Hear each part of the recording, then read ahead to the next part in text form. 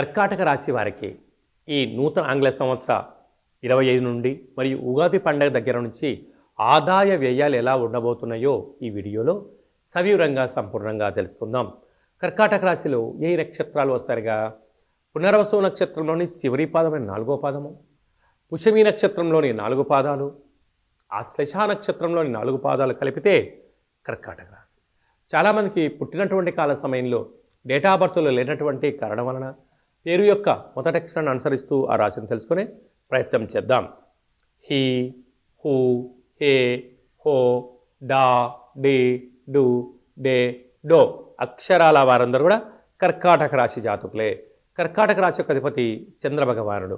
ఈ సంవత్సరం ఆదాయ వ్యయాలు మనం ఒకసారి గమనించినట్లయితే ఆదాయం 8, వ్యయం 2.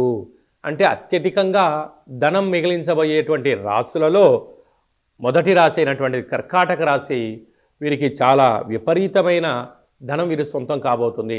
అనగా 8 రూపాయలు సంపాదిస్తే 2 రూపాయలు ఖర్చు అయిపోతే 6 రూపాయలు వీళ్ళు మిగిలించబోతున్నారు. స్థిరాస్తులు, చరాస్తులు, ఫామ్ హౌస్లు, విల్లాలు, బంగారు ఆభరణాలు, గృహానికి ఉపయోగపడే లగ్జరియస్ లైఫ్, ఏసీలు, రిఫ్రిజిరేటర్లు కొంటూ ఆధ్యాత్మికమైన తీర్థయాత్ర జీవన విధానంలో ఆనందం వీరి సొంతం కాబోతుంది.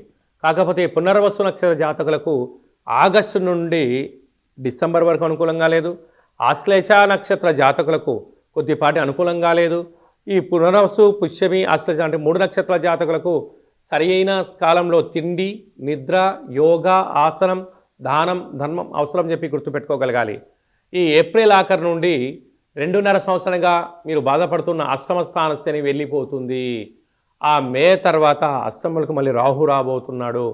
కనుక ఇలాంటి కాల సమయంలో మానవ సేవే మాధవ సేవ, పక్షులకు ఆహారాలు వేయడాలు, నీటిలో జలచరాశులకు ఆహారం సమర్పించడాలు మీకు అదృష్టాన్ని ఆనందాన్ని కనిపించబోతున్నాయి.